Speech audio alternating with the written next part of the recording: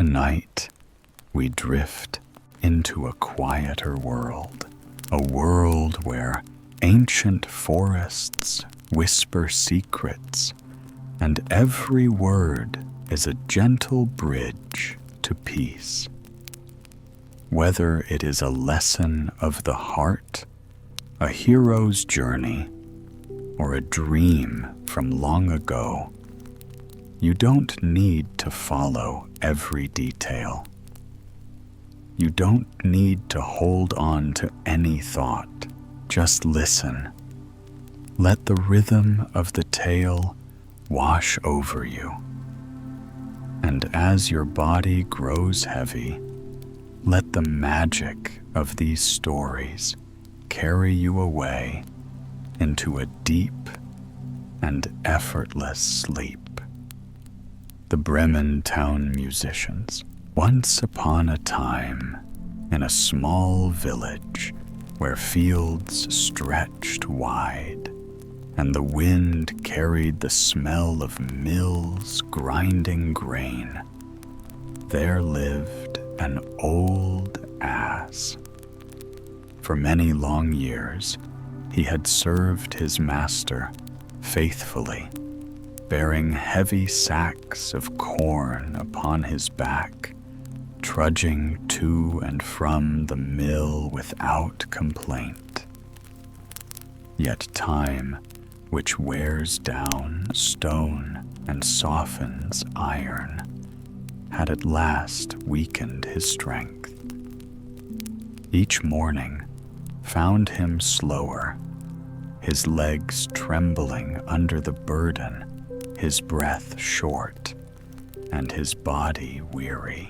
His master, seeing the creature's fading vigor, muttered darkly to himself that such a servant was of little use, and began to ponder casting him aside. But the ass, whose ears were long and sharp, understood more than his master believed. He sensed the shadow of misfortune drawing near, and rather than await cruelty or neglect, he resolved to take his fate into his own hooves.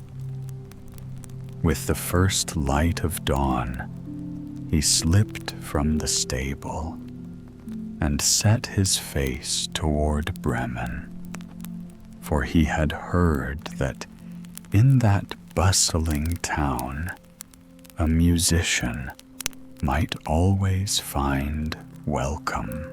If my back can no longer bear burdens, thought, then let my voice be my gift, and my bray become a song. Not far along the dusty road, the ass came upon a hound stretched in the grass sides, heaving as if he had run for miles. His tongue lolled, and his eyes were dim with sorrow. Holdfast said, "The ass, why do you pant, so as if death itself were chasing you?" "Friend," replied the dog with a sigh, "once I was swift as the wind and bold in the hunt. But now age has stiffened my legs and dulled my teeth. No stag fears me, and no hare flees my bark. My master, finding me useless, spoke of killing me before the day was done. So I fled, but I know not where to turn, nor how to earn my bread." "Then come with me," said the ass kindly. "I go to Bremen to become a town musician. My voice shall be the lute, and you, with your thunderous bark, shall beat the drum. Together we shall make music, enough to cheer our days. And the dog, finding hope where none had been, rose gladly and walked beside him. The two companions had not journeyed far when they saw a cat sitting in the road, her coat rough, her eyes downcast, and her whiskers drooping as though all joy had left her. "What ails you, old Whisker Face?" asked the ass. "What should ail me?" mewed the cat bitterly. "I am old, and my teeth have grown blunt. I prefer to sit by the hearth and purr than chase mice across the floor. But my mistress, cruel at heart, would drown me this very night. So I ran away, yet I know not where to lay my head, nor who will care for me. Come with us to Bremen," urged the ass. "There you shall find a place among us as a musician.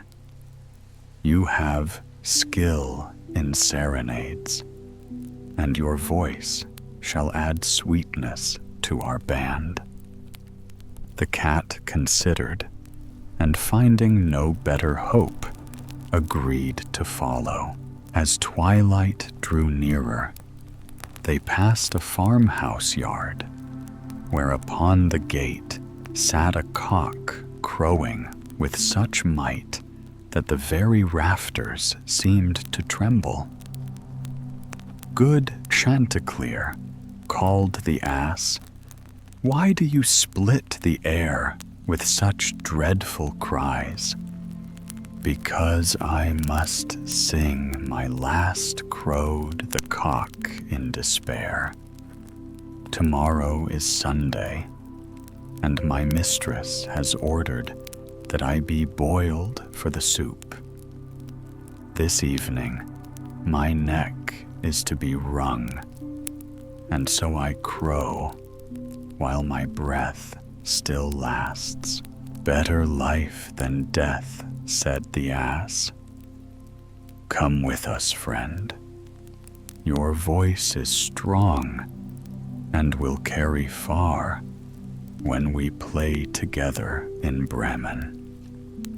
The cock, glad to be spared, flew down, and thus the four companions went on their way. Now Bremen lay far off, and before night they came to a thick wood. Weary from their march, they chose a great tree for shelter. The ass and the dog lay beneath its roots. The cat climbed into the branches, and the cock flew to the very top, for it was safest there. Before he slept, the cock turned his head to the four winds, and far off he spied a little gleam of light shining like a star between the trees. He cried to his fellows that surely a house lay near. "Then let us go there," said the ass, "for these quarters are none too soft." The dog, dreaming of bones, wagged his tail, and they all pressed on toward the light. Brighter and brighter grew the glow, until they came upon a robber's house blazing with lamps. The ass, being tallest, peered through the window and said, "What do I see? A table set with meats and wines, fit for a king, and around it sit rough men, eating and drinking their fill. Such a feast would suit us well," said the cock. "Indeed," replied the ass, "let us see how we may win it." Then they devised a plan. The ass placed his forefeet on the windowsill. The dog mounted upon his back. The cat climbed atop the dog, and the cock perched upon the cat's head. At a signal, they began their music. The ass brayed, the dog barked, the cat screeched, and the cock crowed with all his might. Together, they made such a frightful uproar that the very glass shook. With a crash, they burst into the room. The robbers, struck with terror, thought goblins had fallen upon them. They sprang up, overturning their cups, and fled headlong into the night, leaving the feast behind. The 4 musicians fell upon the table, eating and drinking as if they had fasted for weeks. Then, well satisfied, they put out the lights, and each sought a resting place, the ass on the dung heap, the dog behind the door, the cat on the warm hearth, and the cock high in the loft. Soon all were sound asleep, but at midnight the robbers, seeing from afar that the house was dark and silent, grew bold again. Their captain sent one to spy. The fellow crept in and went to strike a light. Taking the fiery gleam of the cat's eyes for coals, he held a taper to them. The cat, enraged, sprang at his face, spitting and clawing. The man shrieked and ran for the door, where the dog leapt up and bit his leg. Stumbling into the yard, he met the ass, who gave him a mighty kick that sent him sprawling. As he howled, the cock from the loft crowed. "Cock-a-doodle-doo!" The robber staggered back to his comrades, trembling.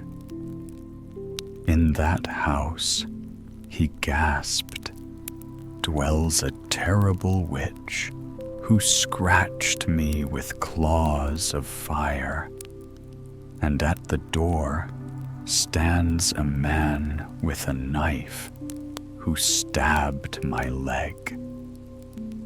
In the yard lurks a black demon who struck me with a heavy club.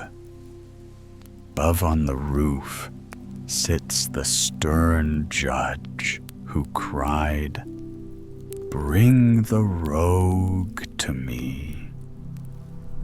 I would not return for all the gold in the world."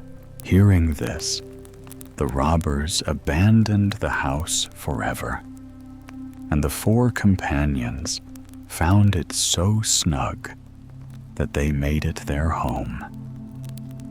And though they never did reach Bremen, they lived together in peace, and their music, strange though it was, pleased them well. And the one who last told this tale is still alive, as you may plainly see. Tom Thumb. There was once a poor countryman who used to sit in the chimney corner all evening and poke the fire while his wife sat at her spinning wheel. And he used to say, "How dull it is without any children about us. Our house is so quiet, and other people's houses so noisy and merry." "Yes," answered his wife, and sighed. "If we could only have one, and that one ever so little, no bigger than my thumb, how happy I should be. It would indeed be having our heart's desire." Now it happened that after a while the woman had a child who was perfect in all his limbs, but no bigger than a thumb. Then the parents said, "He is just what we wished for, and we will love him very much." And they named him according to his stature, Tom Thumb. And though they gave him plenty of nourishment, he grew no bigger, but remained exactly the same size as when he was first born. And he had very good faculties, and was very quick and prudent, so that all he did prospered. One day, his father made ready to go into the forest to cut wood, and he said as if to himself, "Now I wish there was someone to bring the cart to meet me." "Oh, father," cried Tom Thumb, "I can bring the cart. Let me alone for that, and in proper time too." Then the father laughed and said, "How will you manage that? You are much too little to hold the reins." "That has nothing to do with it, father.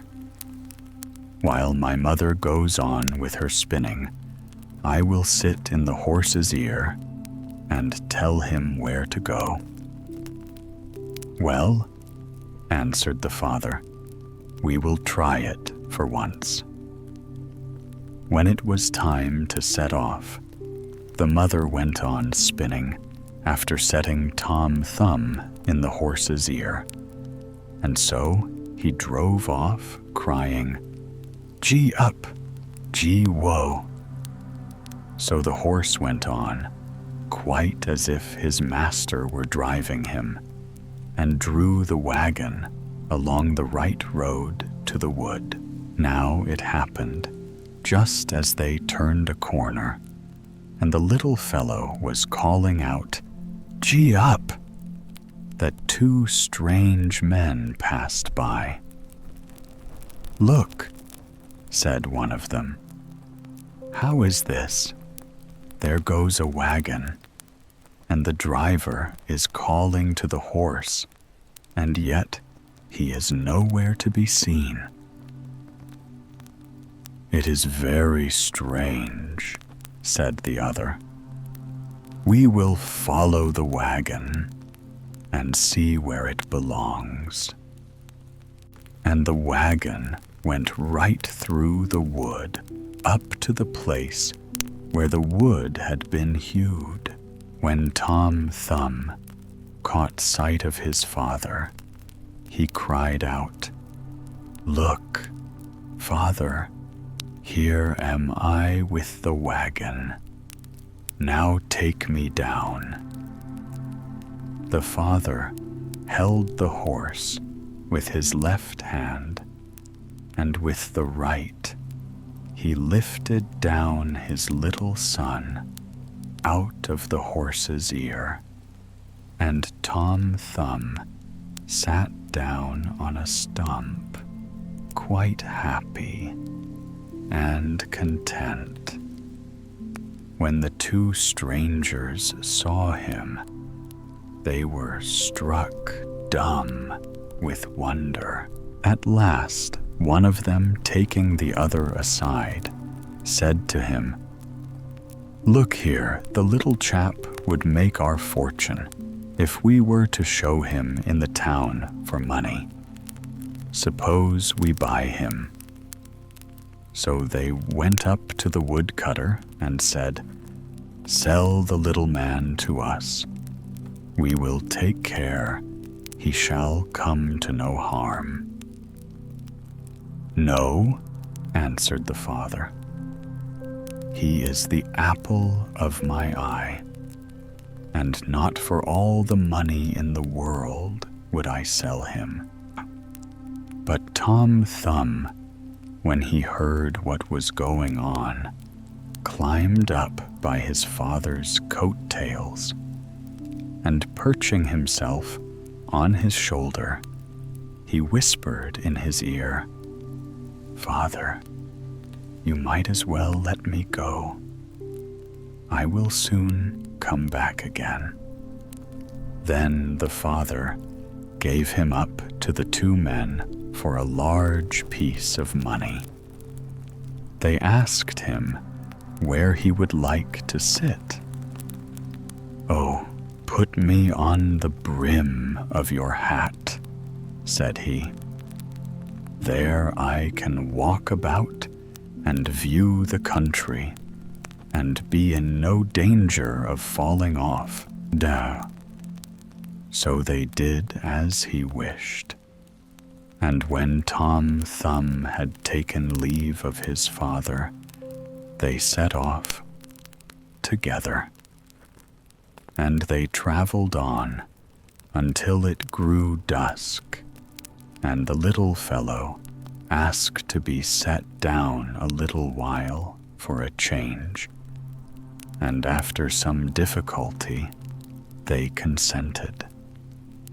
So the man took him down from his hat and set him in a field by the roadside, and he ran away directly.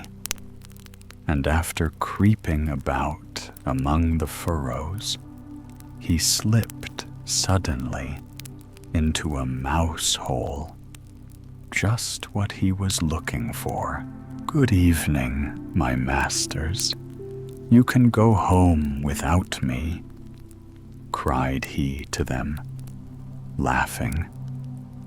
They ran up and felt about with their sticks in the mouse hole, but in vain. Tom Thumb crept farther and farther in, and as it was growing dark, they had to make the best of their way home, full of vexation and with empty purses. When Tom Thumb found they were gone, he crept out of his hiding place underground. "It is dangerous work groping about these holes in the darkness," said he. "I might easily break my neck." But by good fortune, he came upon an empty snail shell. "That's all right," said he. "Now I can get safely through the night." And he settled himself down in it.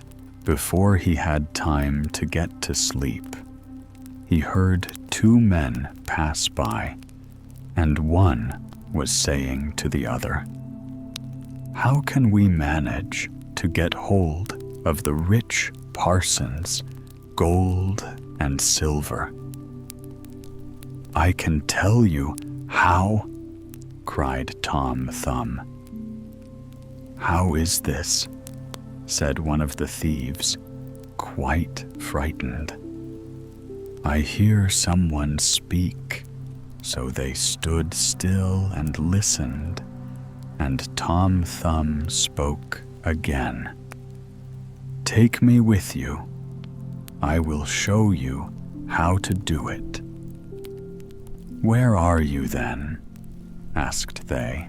"Look about on the ground and notice where the voice comes from," answered he. At last they found him and lifted him up. "You little elf," said they, "how can you help us?" "Look here," answered he.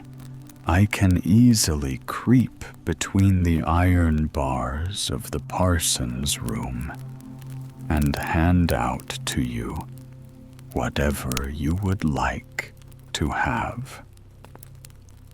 "Very well," said they, "we will try what you can do." So when they came to the parsonage house, Tom Thumb crept into the room, but cried out with all his might, "Will you have all that is here?" So the thieves were terrified and said, "Do speak more softly, lest anyone should be awaked." But Tom Thumb made as if he did not hear them, and cried out again, "What would you like? Will you have all that is here?" So that the cook, who was sleeping in a room hard by, heard it, and raised herself in bed and listened. The thieves, however, in their fear of being discovered, had run back part of the way. But they took courage again, thinking that it was only a jest of the little fellows. So they came back and whispered to him to be serious and to hand them out something. Then Tom Thumb called out once more, as loud as he could, "Oh, yes, I will give it all to you. Only put out your hands." Then the listening maid heard him distinctly that time, and jumped out of bed and burst open the door. The thieves ran off as if the wild huntsman were behind them. But the maid, as she could see nothing, went to fetch a light. And when she came back with one, Tom Thumb had taken himself off without being seen by her into the barn.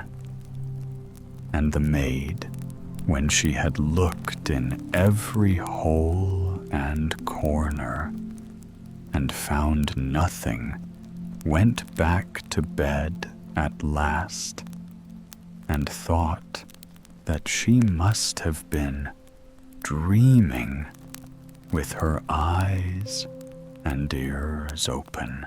So Tom Thumb crept among the hay and found a comfortable nook to sleep in, where he intended to remain until it was day, and then to go home to his father and mother.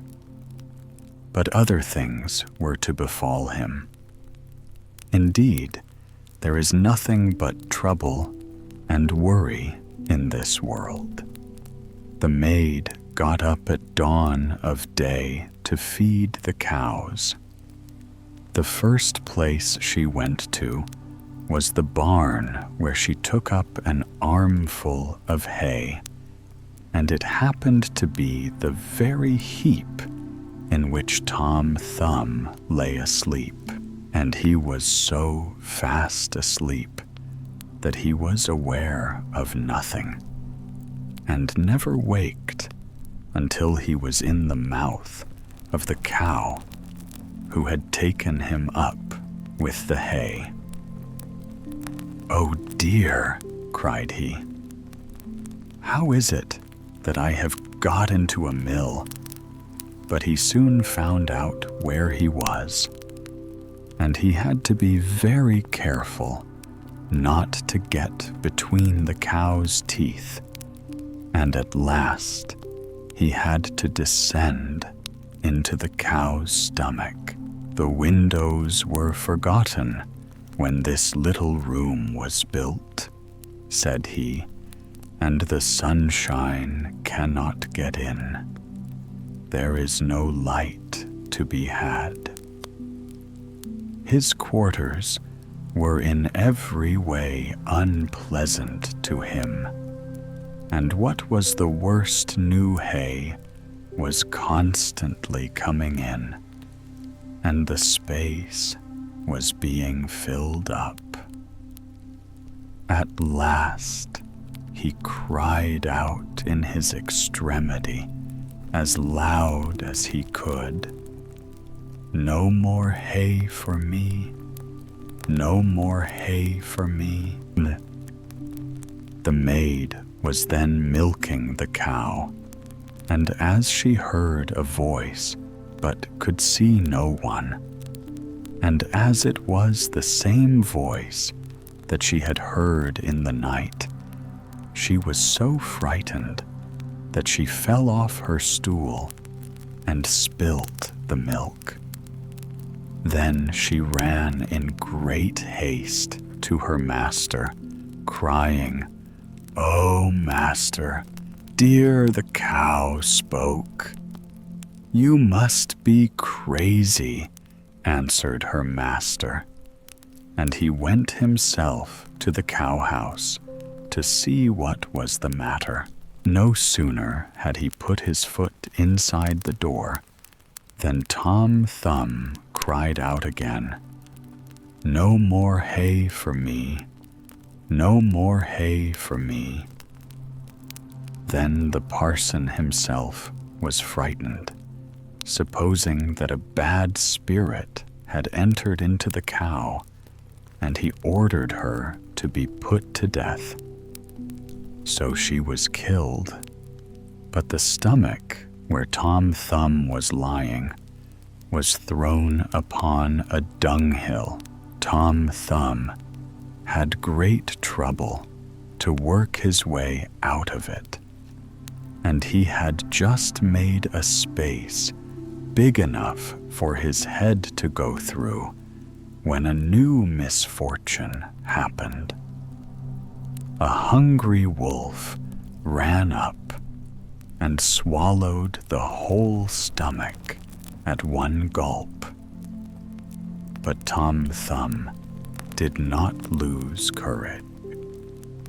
"Perhaps," thought he, "the wolf will listen to reason," and he cried out from the inside of the wolf, "My dear wolf, I can tell you where to get a splendid meal." "Where is it to be had?" asked the wolf.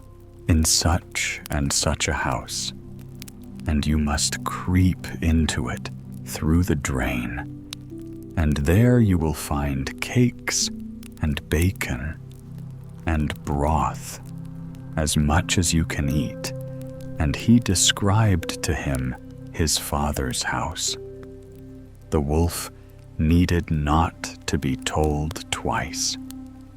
He squeezed himself through the drain in the night and feasted in the storeroom to his heart's content.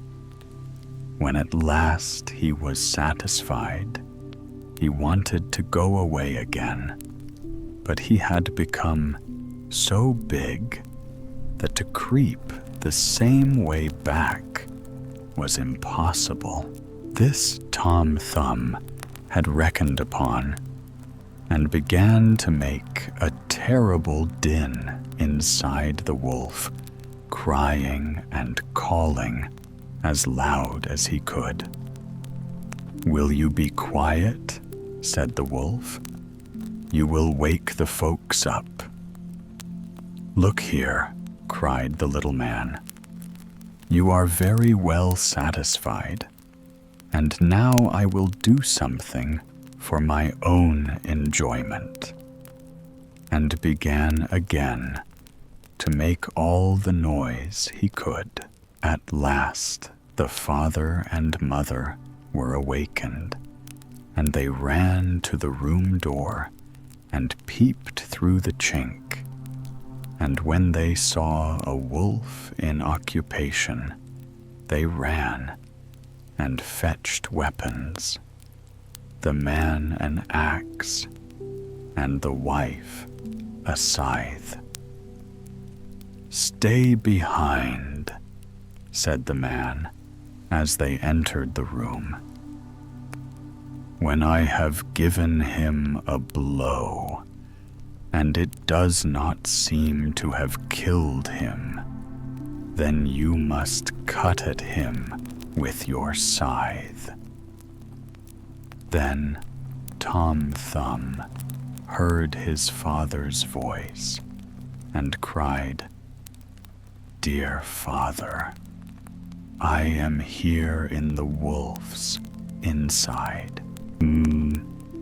Then the father called out, full of joy, "Thank heaven that we have found our dear child," and told his wife to keep the scythe out of the way, lest Tom Thumb should be hurt with it. Then he drew near and struck the wolf such a blow on the head that he fell down dead.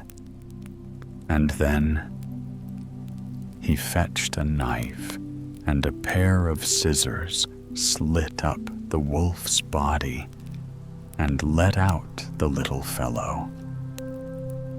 "Oh, what anxiety we have felt about you," said the father. "Yes, father, I have seen a good deal of the world, and I am very glad to breathe fresh air again." "And where have you been all this time?" asked his father. "Oh, I have been in a mouse hole and a snail's shell in a cow's stomach and a wolf's inside. Now I think I will stay at home." "And we will not part with you for all the kingdoms of the world," cried the parents as they kissed and hugged their dear little Tom Thumb, and they gave him something to eat and drink and a new suit of clothes, as his old ones were soiled with travel. King Thrushbeard. Once upon a time there lived a king whose daughter was of such beauty that words scarcely sufficed to tell of it. Yet for all her fairness, she was haughty in spirit and proud in heart, so that no suitor seemed worthy in her eyes. One after another she dismissed, and those who dared present themselves she mocked with sharp words, making sport of their looks and manners, until they withdrew in shame. Now it happened that the king, weary of her scorn and anxious to see her well married, proclaimed a great feast. From distant realms and from nearby lands he summoned every noble youth of rank who might aspire to her hand. On the appointed day, they gathered kings and grand dukes, princes, earls, barons, and gentlemen, each arrayed in splendid raiment, each presented in proper order according to his station. The king's daughter was led before them to choose where her heart inclined. Yet to every man she had a jest ready upon her lips. One was too stout, and she laughed aloud, calling him a cask of wine. Another was too tall and thin, and she cried, "Long and lank has little in his tank." A third was too short, and she said with disdain, "Stout and small runs not at all." The fourth was pale as wan as a ghost. She scoffed. The fifth was ruddy and bold-faced, and she sneered a fighting cockfit only for the yard. The sixth was bent of body, and she mocked him as a log dried crooked behind the stove. Thus she had a taunt for everyone. Yet, above all, she poured her ridicule upon a good and kindly king, whose chin was somewhat crooked, not ill-favored, but marked as though nature had pressed it awry. When she saw him, she burst into laughter and called aloud, "Behold, he has a chin like the beak of a thrush." And from that hour, all men gave him the name of King Thrushbeard, the old king. Her father was sorely angered when he beheld how his daughter mocked all who came with honorable intent.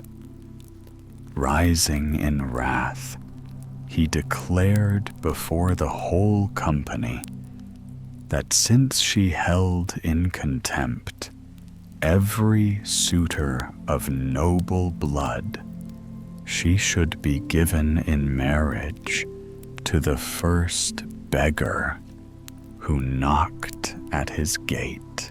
Not many days thereafter, a wandering fiddler came singing beneath the palace windows, clad in tattered garments, hoping for a coin or crust. When the king heard the tune, he bade the man be brought in. The fiddler entered, bowed low, and sang his song before the king and the princess. When the last note had faded, he asked humbly for a small gift.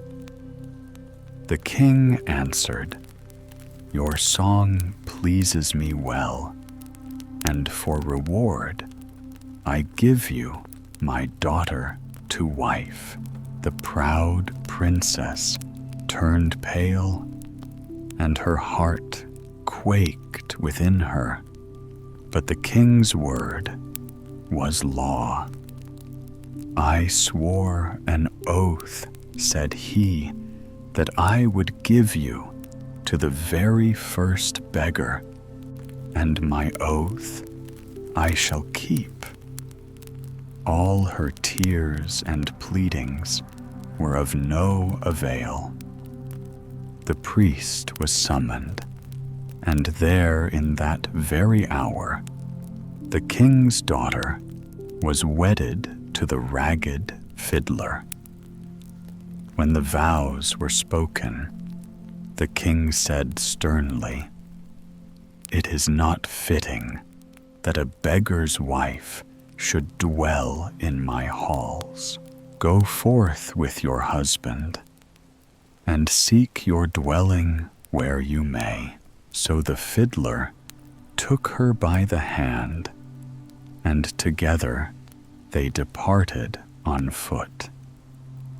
They came first to a great forest, tall and green.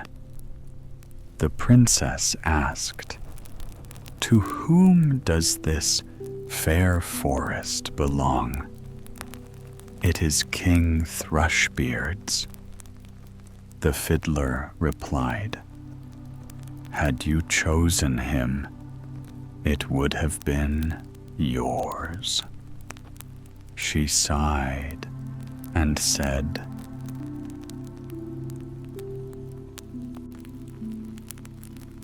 "If only I had taken King Thrushbeard."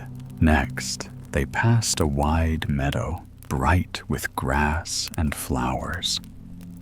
"To whom does this meadow belong?" she asked. "To King Thrushbeard," said he. "Had you taken him, it would have been yours." Again she lamented, "Ah, foolish girl, if only I had taken King Thrushbeard." Then they came to a noble town, its streets broad, and its towers proud. "Whose city is this?" she asked. "King Thrushbeard's," answered the fiddler. "Had you taken him, it would have been yours."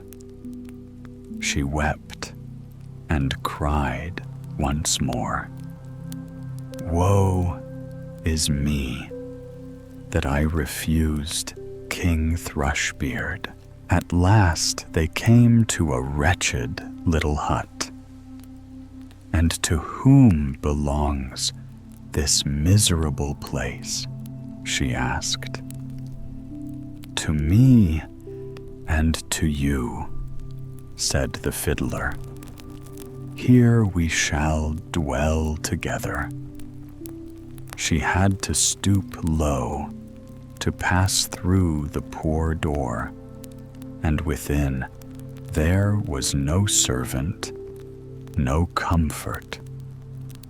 "Set the fire," said the man, "and cook me my supper, for I am weary." But the king's daughter knew nothing of fire or cooking, and so the beggar man was forced to lend his own hand. Thus they lived in hardship. When the little store of food was gone, the man said, "Wife, we cannot sit idle. You must learn a craft. Weave baskets." He cut willows and set them before her, but the rough twigs wounded her tender fingers. Then he bade her spin yet the coarse flax cut her skin, till blood stained the thread. At last he said, "You are fit for no work. I have made a sorry bargain. You must sell pottery in the market." Ashamed, she sat in the marketplace. Because of her beauty, the people bought readily, and some gave her money without taking the wares. For a time, they lived thus. But one day, a drunken soldier rode through the market and trampled her pots into shards. She ran home, weeping, And her husband said, "Cease your tears. I see you are unfit for trade. I have sought a place for you in the king's kitchens. There you shall work and earn your bread." So the proud princess became a scullion, doing the lowest tasks and carrying home scraps in small jars tied to her gown. It chanced that the king's eldest son was to be wed, and the palace was filled with splendor. The poor woman stood by the door to watch her heart aching at her fallen state. The halls glittered with light. Noble ladies and lords entered in grandeur, and music filled the air. The smell of rich dishes reached her, and servants in pity tossed her morsels, which she hid in her jars. Then the bridegroom came clothed in velvet and silk gold chains upon his neck. When his eyes fell upon her, he seized her hand and drew her forth to dance. She trembled, for she knew him at once. It was King Thrushbeard. She resisted, but he led her on, and in the struggle, the cords of her jars broke, the food spilled, and laughter rose all around. Shamed beyond measure, she fled, but on the stairs he met her again. Then he spoke gently, saying, "Be not afraid. I am he, the fiddler, the soldier, the beggar. All was but a disguise contrived for love of you, and to humble your pride. You mocked me once, but I could not forget you. Therefore, I brought you low, that you might learn compassion and wisdom." She wept sorely and confessed her folly, saying, "I am unworthy to be your wife." But he lifted her and said, "Take heart. The hard days are past. This day we shall be wed indeed." Then he clothed her in garments of splendor, and her father and all the court came to rejoice. The feast was greater still, and merriment filled the land. And so the proud princess became the bride of King Thrushbeard, and their joy was true and lasting. And if we had been there, surely we too would have shared in the feast and the dancing. Old Sultan. Once there was a farmer who kept a faithful old dog named Sultan. The creature had served him well through many years, guarding the house by night and keeping watch over the fields by day. But time spares no living thing. Sultan had grown old and feeble, his strength wasted away, and worse still, he had lost every tooth in his mouth. He could no longer bite nor hold fast even the smallest thief who might creep into the yard. One summer evening, as the sun was sinking, and the farmer stood at his doorway with his wife, he said in a rough voice, "Tomorrow I shall put an end to old Sultan. He has grown useless. He cannot guard, and he cannot fight. What good is a toothless hound?" The farmer's wife, who was kinder of heart, answered gently, "Surely we might spare him. Has he not served us faithfully these many years? When we slept, he kept watch. When we worked, he followed close behind. Let us give him a crust in his old age." But the man shook his head. Woman, you think too soft. Not a single thief fears him now. He lies in the sun and does no more than any stone in the road. He has eaten well enough all his life, and that was pay for service. Now his time is over, and I shall not feed him longer.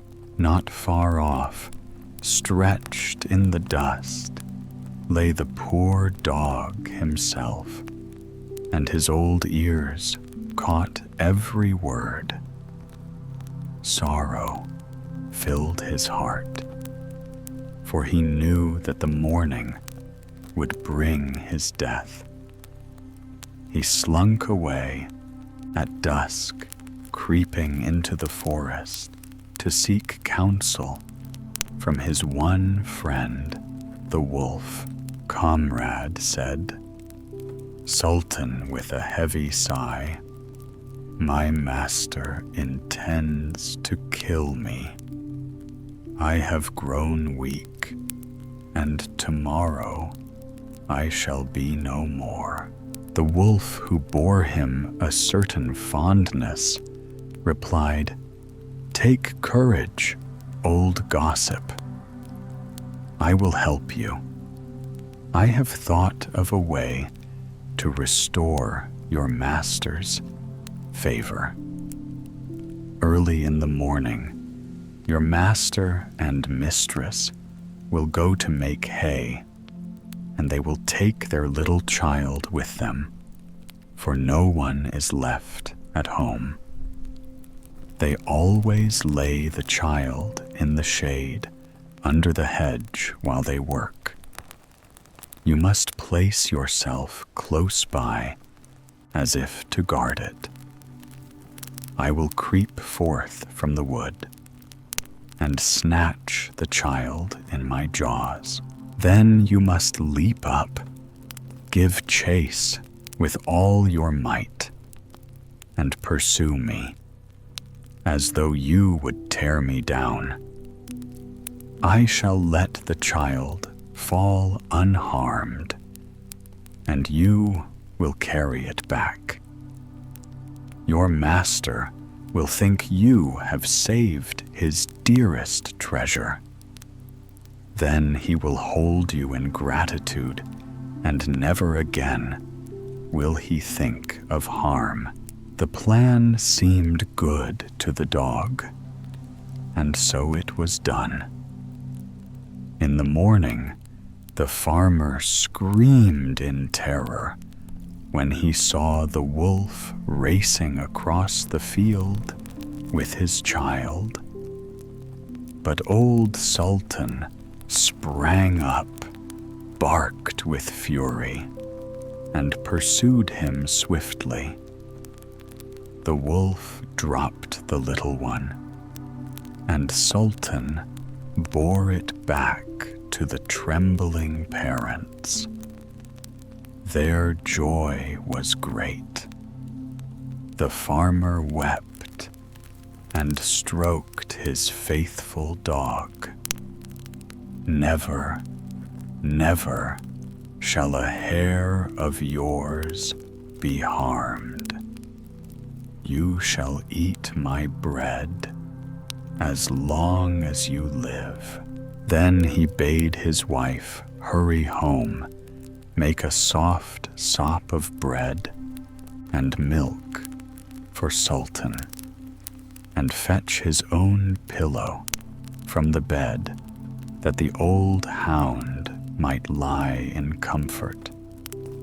From that day forth, Sultan wanted for nothing. Not long after, the wolf came to visit, proud that their scheme had prospered. "Well, gossip," said he, "now you will repay me. I shall steal one of your master's fat sheep, and you must wink an eye." But the dog answered firmly, "Do not hope it. I will remain true to my master till my death. I cannot betray him." The wolf thought the old dog jested. So in the dark of night, he crept into the fold to take a sheep. But Sultan had warned the farmer of his plan, and the man lay in wait. With a heavy flail, he struck the thief till his hide smarted sore. The wolf fled howling and called back over his shoulder, "Wait, old rogue, you shall pay dearly for this." The next morning, he sent the wild boar to challenge the dog. "Come to the forest," said the boar, "and settle this quarrel with tooth and claw." Sultan was troubled, for he was old and weak. He sought friends to stand by him, but none would come save a cat with only 3 legs. The faithful creature limped beside him as they went forth. The cat, because her stump pained her, held her tail upright in the air. Now the wolf and the boar were waiting. When they spied their foes, they mistook the sight. They thought the cat's tail was a drawn sword, glinting in the sun. And when she hopped on 3 legs, they believed she stooped each time to pick up a stone to hurl at them. Fear seized them both.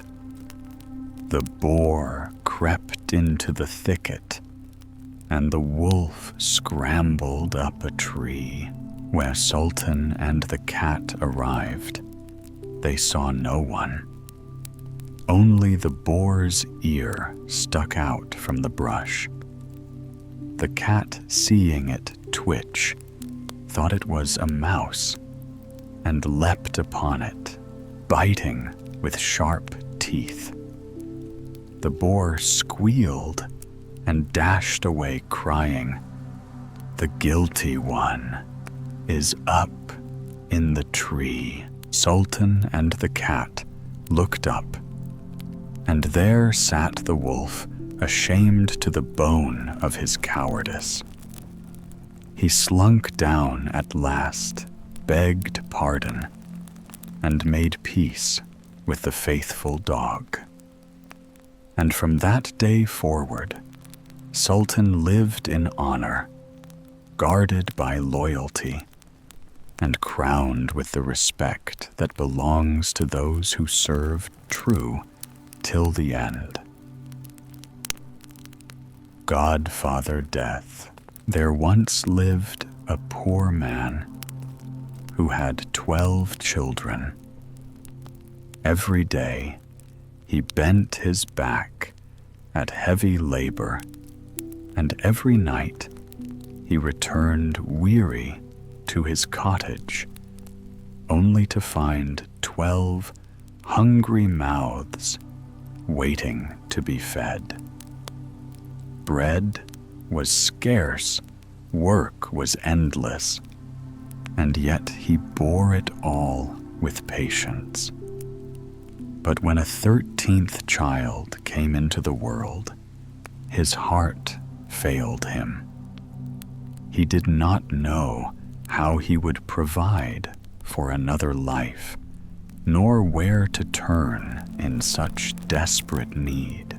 In his sorrow, he rushed out into the open road, resolving that the very first being he met should serve as godfather to the child. Not long had he gone when the Lord God himself came walking toward him. God already knew the man's troubled thoughts, and he spoke gently. "Poor man, I take pity on your hardship. I will stand at your child's baptism. I will care for him, guide him, and grant him happiness upon the earth." The man looked at him and asked, "Who are you?" "I am God," said the Lord. But the poor man frowned and shook his head. "No, I will not have you as godfather. You give wealth to the rich, and let the poor perish with hunger." For the man did not understand how wisely God divides fortune and trial among humankind.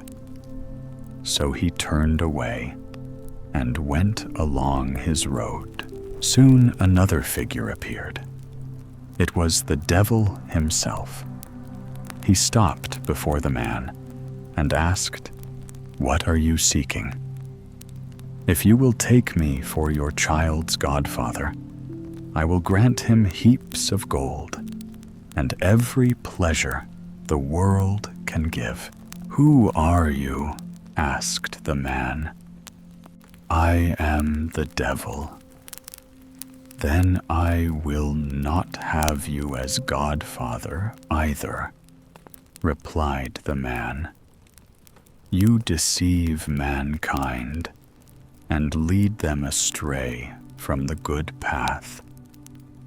With that, he went on.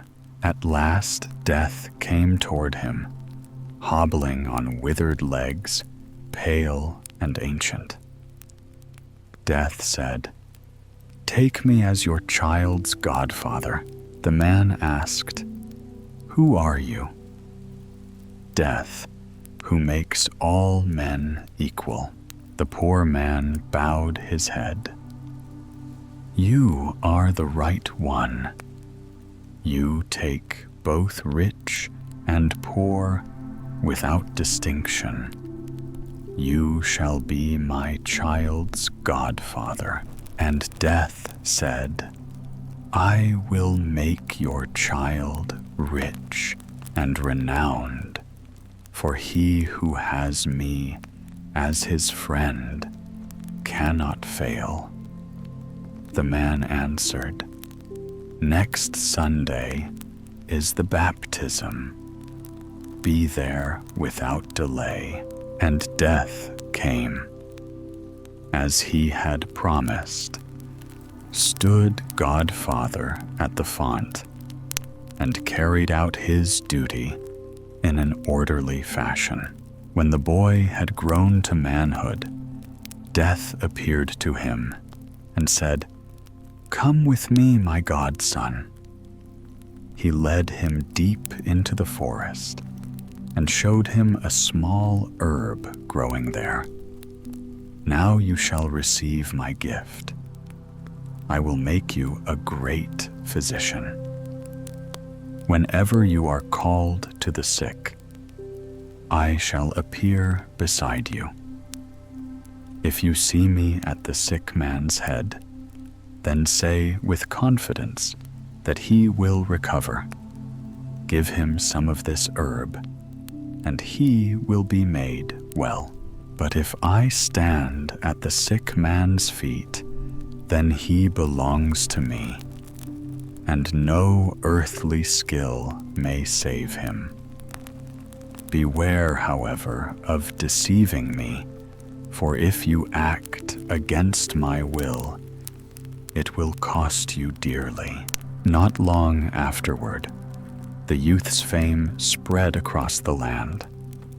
People said of him, "This physician needs only to look at the sick, and at once he knows their fate, whether they will rise again or fall into the grave."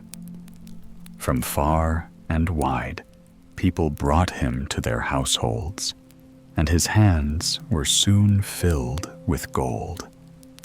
He became rich, and his name was spoken with wonder. One day, the king himself fell ill. The young physician was summoned to the palace, and all eyes turned to him.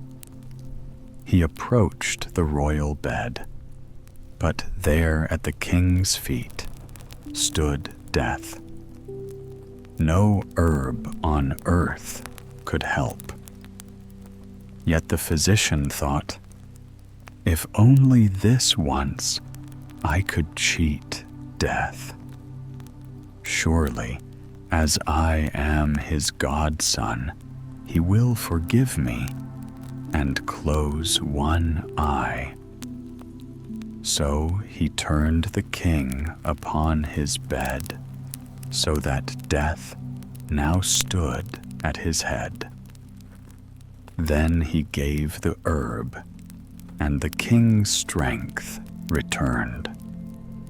The kingdom rejoiced, but Death came to his godson, his face dark and furious. He lifted his bony finger and said, "You have betrayed me. For the sake of our bond, I will overlook it this time. But beware, if you do this again, it will cost you your own life." Not long after, the king's only daughter grew sick. She was so beautiful that her radiance outshone the roses of spring. The king wept day and night until his eyes grew dim, and he proclaimed throughout the land, "Whoever saves my child shall have her for his bride and inherit the crown." The physician came to her bedside and saw Death at her feet. He knew well his godfather's warning. Yet love and desire overcame wisdom. The thought of the crown and of the maiden's beauty burned in his heart. He turned her upon her bed so that Death stood at her head.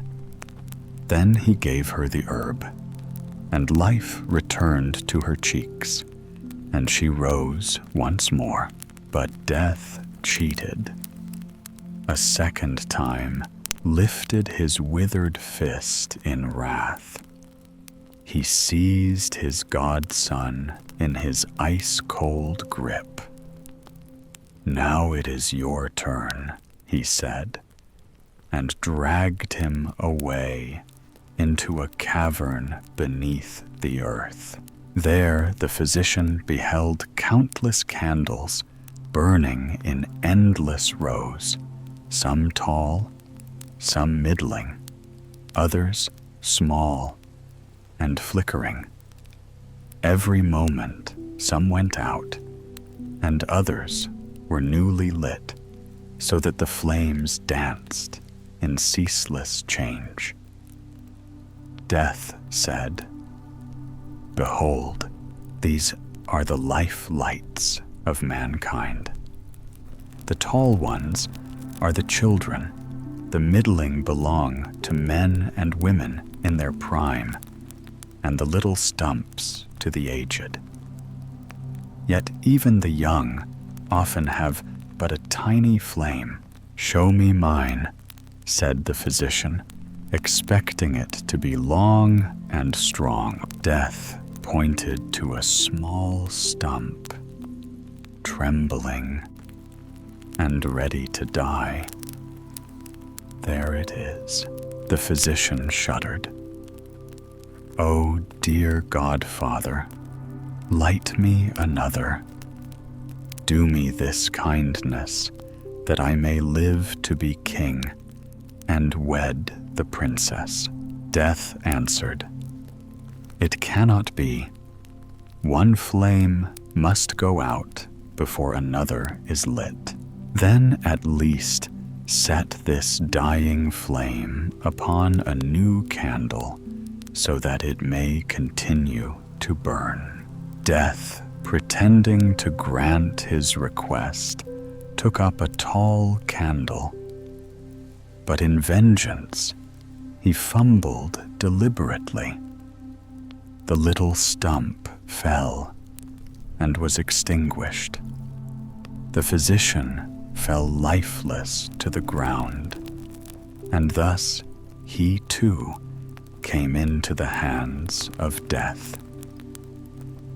Clever Once upon a time, there lived a man who had but one daughter, and her name was Clever Else.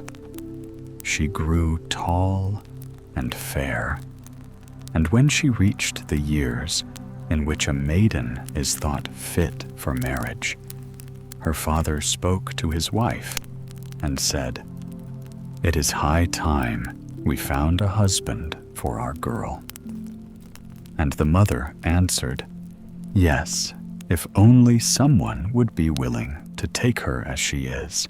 Now, after some waiting, there came a suitor from afar, a young man named Hans. He looked upon Clever Else with kind eyes, and he spoke plainly of his wish to have her for his bride.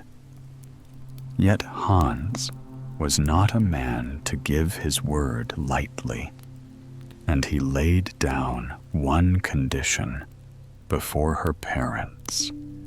"I will wed your daughter, only if she proves herself not merely clever, but also careful in all things." The father, proud of his child, answered at once, "Brains she has in abundance." And the mother, eager to boast, added, "Why, she can spy the wind when it turns the corner of the street, and hear a fly cough in the far room." "Well and good," said Hans, "but if she lacks carefulness, then I shall not bind myself to her."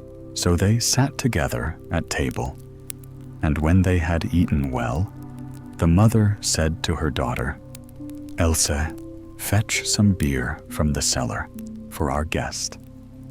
Clever Else rose obediently, took a jug from the hook, and walked with it in her hand, rattling the lid up and down as though to amuse herself. Down the cellar steps she went, where she placed a small stool before the beer cask, so she need not stoop and weary her back. She set the jug beneath the tap and let the golden drink run. But while it filled, she cast her restless eyes about the cellar, lest they lie idle. And there she spied a pickaxe that the workman had left stuck fast in a beam above her head. At this sight, clever Else began to tremble, and soon she burst into tears. For she thought within herself, if I should marry Hans, and if the good Lord grants us a child, and if that child should one day be grown enough to fetch beer from the cellar, then surely the pickaxe might fall upon his tender head and strike him dead. Ah, what misery that would be! And so she sat before the cask, the jug still under the tap, weeping bitterly for the misfortune that might one day be. Upstairs, the others wondered at the delay. "Why does she linger so long?" asked the mother. At last she sent the maid down to hasten her. The maid descended and found clever Else crying, as though her heart would break. "What troubles you, mistress?" she asked. "Alas, alas," sobbed Elsa. "If I wed Hans and bear a child, and when the child is grown, we send it here to fetch beer, that pickaxe may fall and kill it. Truly, our Else is clever indeed," said the maid, and she too sat down to weep for the sorrow to come. When they did not return, the master sent the boy. He too found them, lamenting, and when Elsa told her tale of the unborn child and the falling pickaxe, he shook his head and wailed. "Clever indeed is our Else," and joined his tears to theirs.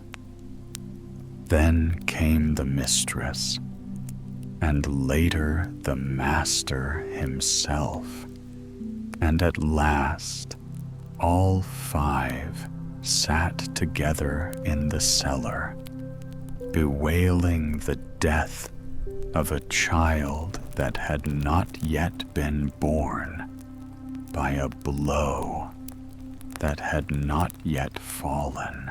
Upstairs, Hans waited alone, thirsty and astonished. When none returned, he went down and beheld the weeping company. Else threw herself at him, crying, "Dearest Hans, if we marry and have a child, and when it is grown, we send it here to fetch beer, that pickaxe may fall and kill it." Hans looked long at her, and then he said, "Such foresight I have never seen in any maid. If you are so clever as to mourn the death of what is not, you are the wife for me." And he took her by the hand, led her upstairs, and they were wed that very day. Now, a little while after the wedding, Hans spoke to his bride. "Elsa," said he, "I must go out to labor to earn us coin. Meanwhile, you go to the field and cut the corn that we may have bread." "Gladly, dear," Hans said she. And she cooked herself a pot of savory stew, carried it into the field, and set it before her. But when she reached the field, she wondered, "Shall I eat first or reap first?" She thought, "Better to eat for work is hard on an empty belly." And she ate until she could eat no more. Then again she mused, "Shall I reap first or sleep first?" And she thought, "Better to sleep, for reaping is heavy work when one is weary." So she lay down among the corn and fell fast asleep. Hans returned home in the evening and waited, but Elsa did not come. "My wife is so diligent," he said to himself, "that she forgets even to eat." Yet when night drew on, and she still came, not he went to the field. There she lay in the corn, fast asleep, and not a single stalk was cut. Hans fetched a net strung with little bells and spread it over her as she slumbered. The bells jingled softly, but Elsa stirred not. Hans went home, locked his door, and sat quietly at his bench. When darkness fell, clever Else awoke. She rose, and as she moved, the bells rang at each step. Greatly afraid, she said to herself, "Am I clever Else, or am I some other?" And she could not tell. At last she resolved, "I will go home and ask Hans. He will surely know." She ran to her own door, but it was locked. She knocked and cried, "Hans, is Elsa within?" And Hans, who sat inside, answered, "Yes, she is here."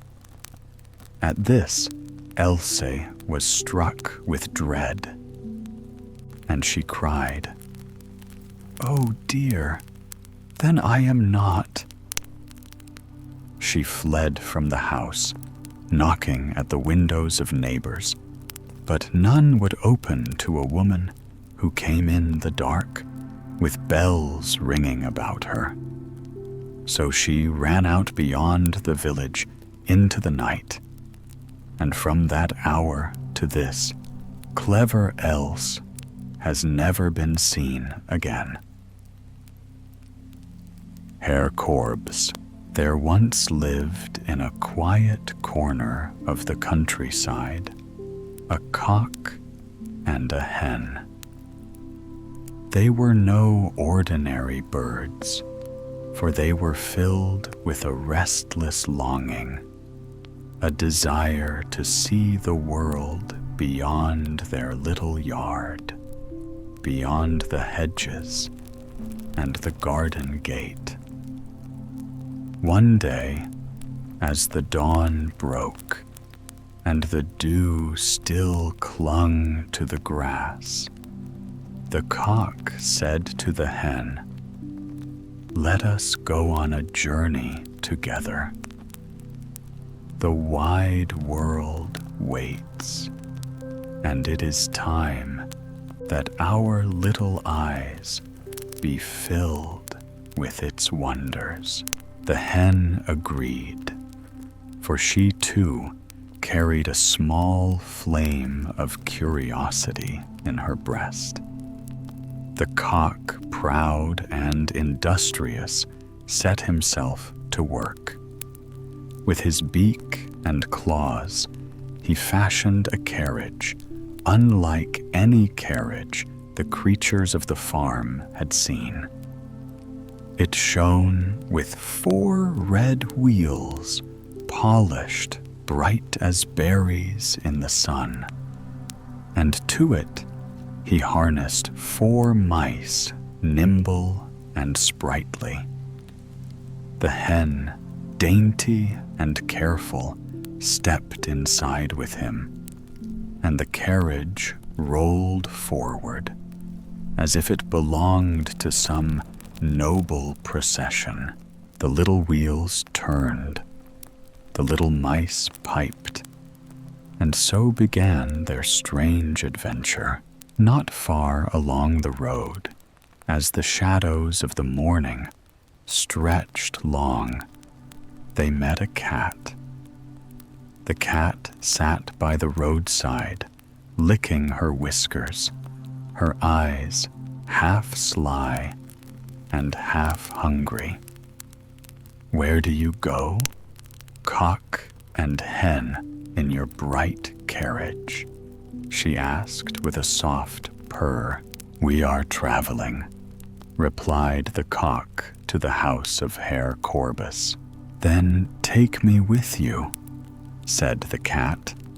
Flicking her tail, the cock considered, then spoke gravely. "Most willingly may you ride, but sit yourself behind us, lest you fall before the carriage. And take care, oh take great care, that you do not soil my little red wheels. And you, little wheels, roll on, and you little mice, pipe forth your shrill tune, for we make our way to the house of Herr Korbes." So the cat sprang lightly behind, and the carriage went on its way. After a time, a millstone lay by the roadside, heavy and gray, weathered by many years. It rumbled in a deep voice.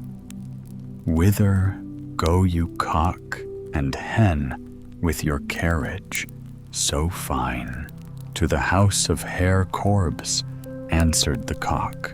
"Take me with you," groaned the millstone, "for even stones grow weary of lying still."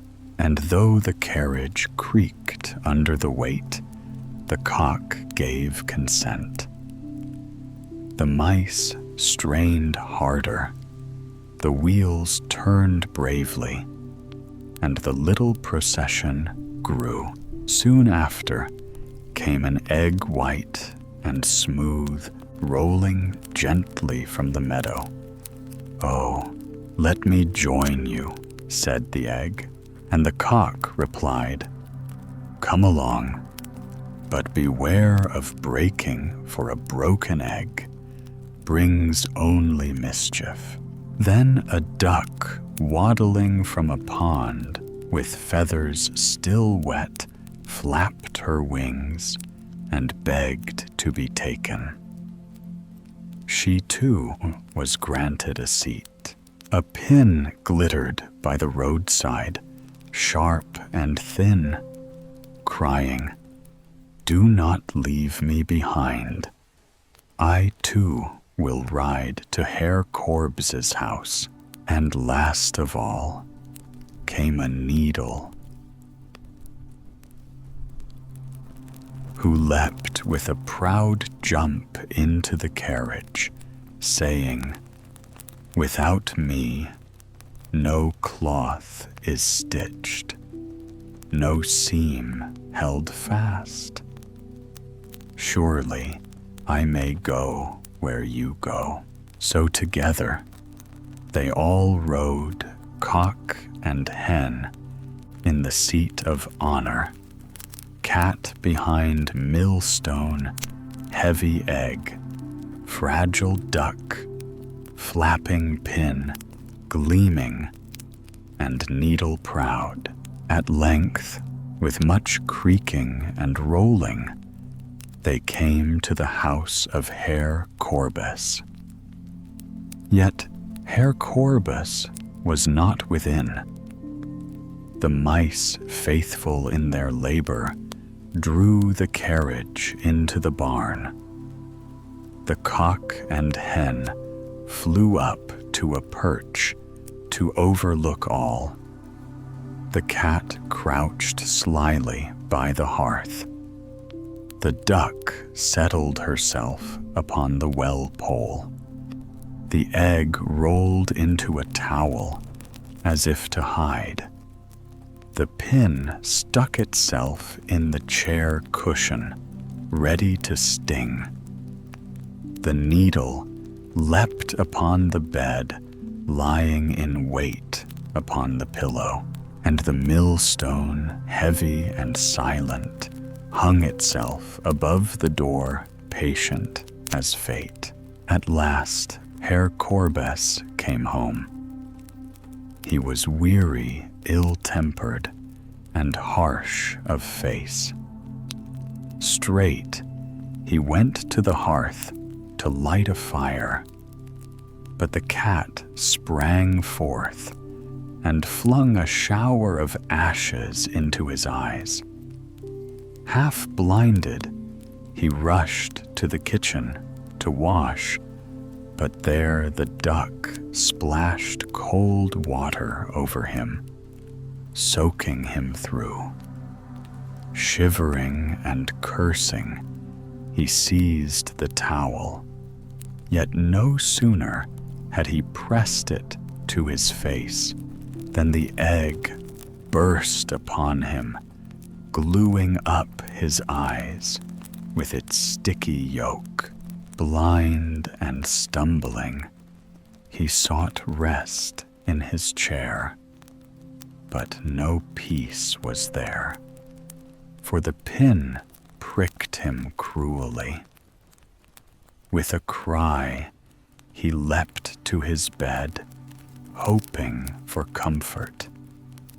But as soon as his head lay upon the pillow, the needle pierced him so sharply that he screamed aloud. Wild with rage and pain, he sought to flee from his own house. But when he reached the door, there the millstone, silent and patient, dropped down upon him with all its weight and struck him dead. So ended Herr Korbes, and all who heard the tale said the same. Herr Korbes must surely have been a wicked man, else such a fate would never have overtaken him.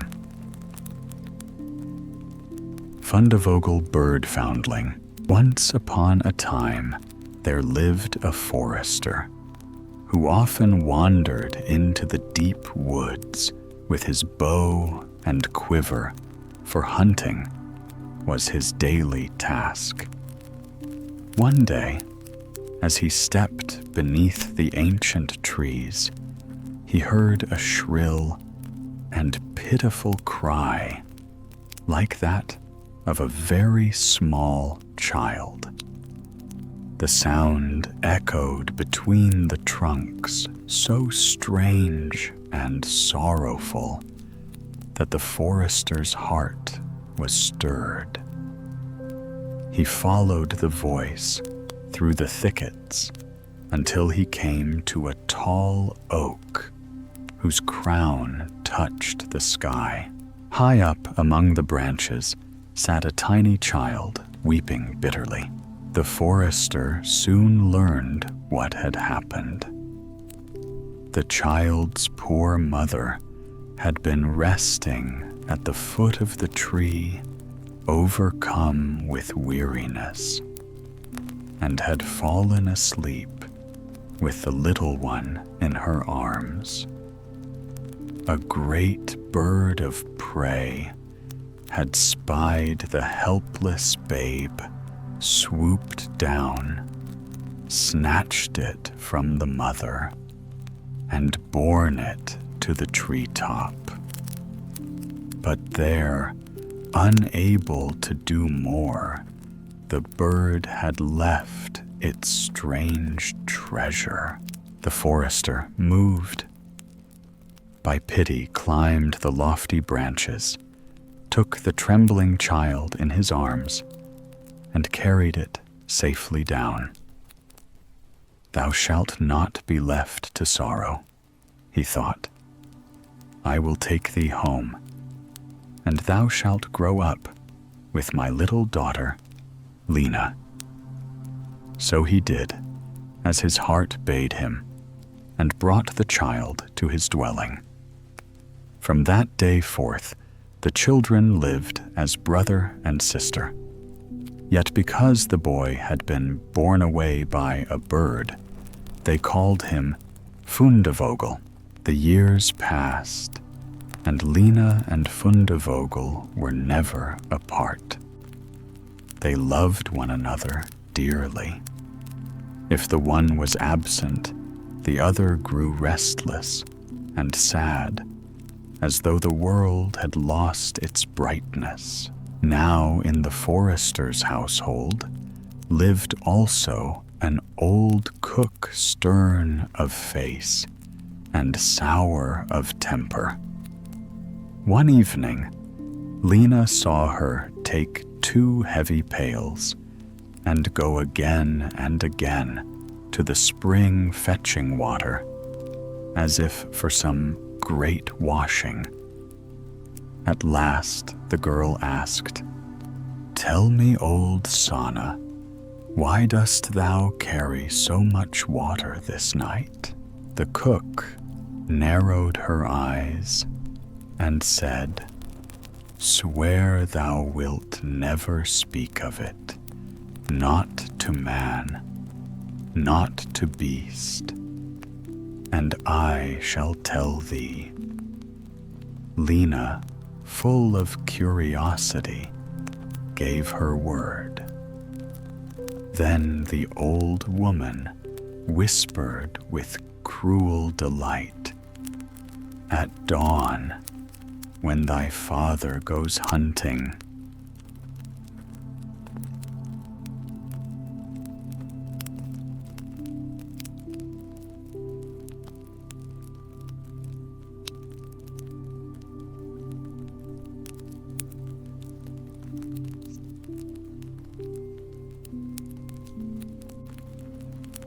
Lena's heart turned cold, but she held her tongue until the morning light, when the forester had gone out hunting and the house was still. Lena turned to her dear companion. "Fundevogel," she said in haste, "if thou wilt never leave me, then I too will never forsake thee." "Neither now nor ever," he answered faithfully. "Then hear what I must tell thee," said Lena. She told him all that the cook had planned, how she had carried water into the house, and how she meant to throw him into the kettle. "But we shall not wait for death. Rise, dress thyself quickly, and let us flee together." So the 2 children rose, clothed themselves in haste, and stole away before the sun had climbed far above the trees.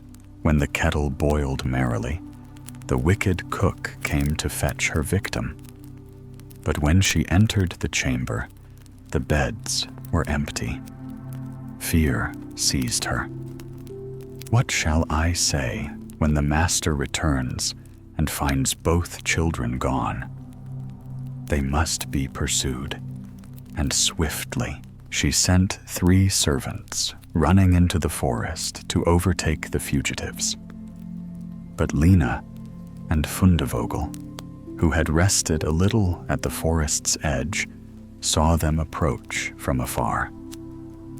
Then Lena said, "Fundevogel, never leave me, and I will never leave thee, neither now nor ever." He replied, "Then become thou a rose tree," said Lena, "and I shall be the single rose that blooms upon it." When the servants came to the place, there was nothing to be seen but a bush with one fair rose. The children were nowhere. They returned and told the cook, who stamped her feet in anger, "Simpletons, ye should have cut the bush in two and plucked the rose besides. Go and do it properly this time." So back into the wood they went. Yet again, the children saw them coming. Lena whispered the old words, and Fundevogel answered as ever, "Neither now nor ever." This time Lena said, "Be thou a great church, and I shall be the shining chandelier within it." When the servants arrived, they found only a tall church standing solemn and silent, and a glittering chandelier swinging from the roof. Perplexed, they returned once more. The cook's fury knew no bounds. "Fools, ye should have torn down the church and brought the bright light home. Now I myself shall go with you." So she set out, waddling after them with spite in her heart. But the children spied them from far off. Again Lena said the sacred vow, and Fundevogel gave his answer. Then Lena commanded, "Be thou a fish pond, and I shall be the duck upon it." When the cook came up, she saw a wide pond, the water clear and still, and a duck swimming upon it. Greedy and cunning, she thought to drink the pond dry, and so lay down beside it. But the duck darted towards her, seized her by the head, and dragged her deep into the water. Thus the wicked old woman was drowned, and her wickedness ended forever. Then the children rose again in their true forms, and hand in hand they went home together, full of joy and laughter. The forester welcomed them, and from that day forward no harm came near them. And if they have not died, they are living still faithful and happy, side by side. Clever Hans. Now it came to pass that the mother of Hans said unto him, "Whither away, Hans, my son?" And Hans made answer, "To Grethel will I go." Then spoke the mother with care, "See thou comport thyself becomingly, Hans." And Hans replied, "Yea, mother, I shall behave well enough. Fare thee well. Fare thee well." Hans, said she, and let him go forth. So Hans went along the dusty lane, and when he came to Grethel, he greeted her, saying, A good day to thee, Grethel. And Grethel answered kindly, A good day to thee, Hans. What hast thou brought that is worthy and good? Hans said, Naught have I brought, but rather would I receive aught of thee.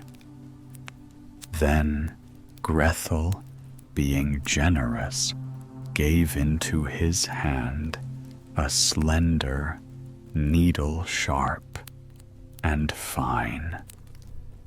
Farewell, Grethel, quoth Hans. Farewell, Hans, said she. Now Hans, simple in mind, thrust the little needle into a hay cart that chanced to pass by and trotted after it homeward. When he came to his mother, the evening shadows falling, he said, Good even mother, good even Hans, where hast thou been? With Grethel, answered he. What didst thou take her? I took her, nothing, yet she gave me somewhat.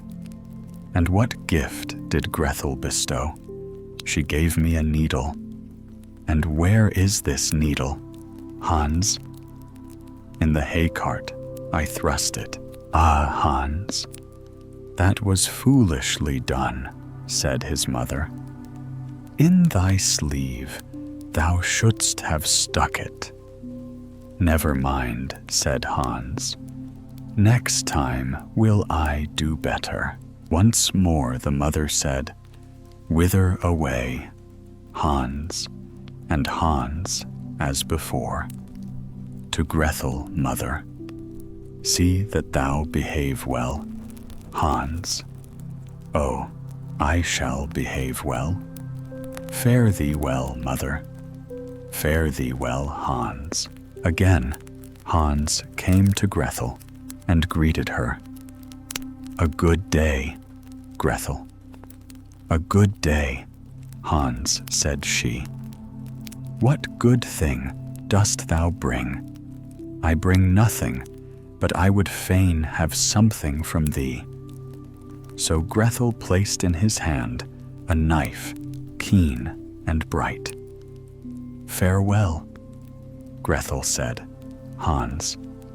Farewell, Hans, said she. Hans, remembering his mother's word, thrust the knife into his sleeve and went homeward. Good even mother, good even Hans, where hast thou been with Grethel? What didst thou take her? Naught took. I yet something received. And what gift gave Grethel? A knife sharp and shining. Where hast thou put it? In my sleeve, as thou badest me. Ah, Hans, that was ill done. In thy pocket shouldst thou have laid it. Never mind, quoth Hans. Better shall I do next time. And the tale rolled onward. For Hans went again to Grethel, and once more brought nothing but desired a gift. This time Grethel gave him a young goat, lively and bleating. Hans, witless boy, tied its legs and thrust it into his pocket, so that when he reached home, the poor creature was stifled. His mother reproached him, saying, Hans, Hans, that was clumsily done. A rope shouldst thou have cast about its neck. Never mind, said Hans, better will I do anon." Yet again he went, and Grethel placed in his hand a piece of bacon, heavy and fat. Hans tied it to a rope and dragged it after him along the road. Dogs came sniffing, barking, biting, till naught remained save the rope. When his mother asked, "Where is the bacon?" "Hans," he said, "the dogs have taken it." She cried, "Ah, foolish boy, upon thy head thou shouldst have borne it." Hans nodded. "Never mind, next time I shall do better." And still again, Hans went to Grethel, and this time she gave him a calf. Mindful of his mother's last counsel, Hans set the calf upon his head and trudged homeward. But the beast kicked and thrashed, so that Hans's face was sorely bruised. His mother scolded. "That was badly done, Hans. Thou shouldst have led it gently by a rope and placed it in the stall." Hans said yet once more, "Never mind, mother. Better will I do next time." Once more he set forth. But this time, when Grethel saw his foolish ways, she said, "I will go with thee."